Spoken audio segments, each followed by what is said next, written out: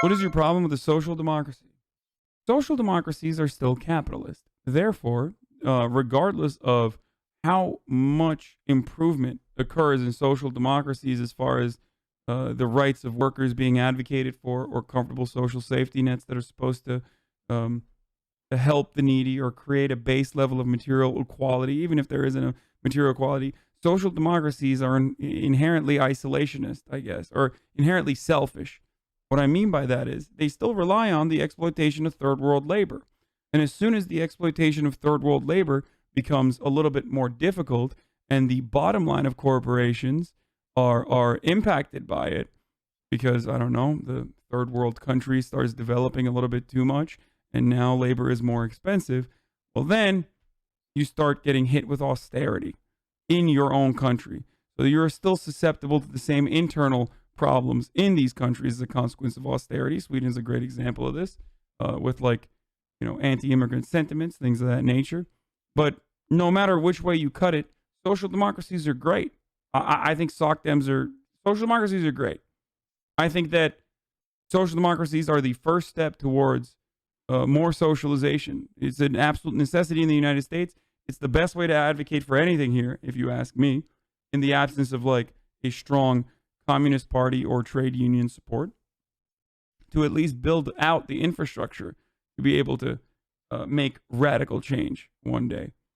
Now, having said that, social democracies, no matter which way you cut it, like I said, still absolutely rely on the exploitation of the global south. I don't get this argument. If the U.S. turns socialist, wouldn't it also rely on third world exploitation? Because it still would be importing things, obviously. There is no turning socialist without... Socialism has always been and always will be an internationalist movement. There is no socialism in a single place. Whether it be a developing country that has been isolated from the rest of the global markets by United States sanctions, or whether it be a fucking dominating power that decides to be socialist one day magically, I guess. There is no socialism in one country. It has never existed, and it will never exist. Okay? It just doesn't work that way. That's why it's the international workers of the world, not,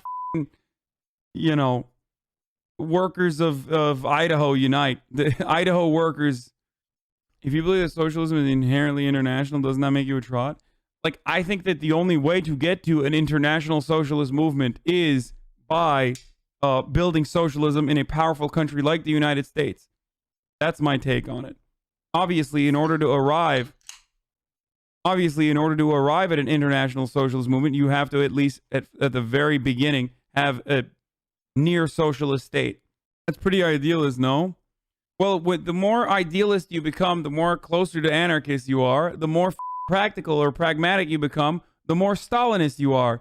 Such is the nature of leftist thought. That's pretty idealist. No, obviously a country can be socialist without every other country being socialist. Just usually capitalist countries place sanctions on it so hard to trade. Hypothetically, they could just operate similarly. That's why I said America. Either a pan-European movement and a pan-American movement has to develop some form of socialism in and of itself. And there are great movements towards this. I don't know how successful they will ever be. But DM25 is a great example of this, led by those like Yanis Varoufakis. I said Yanis Varoufakis.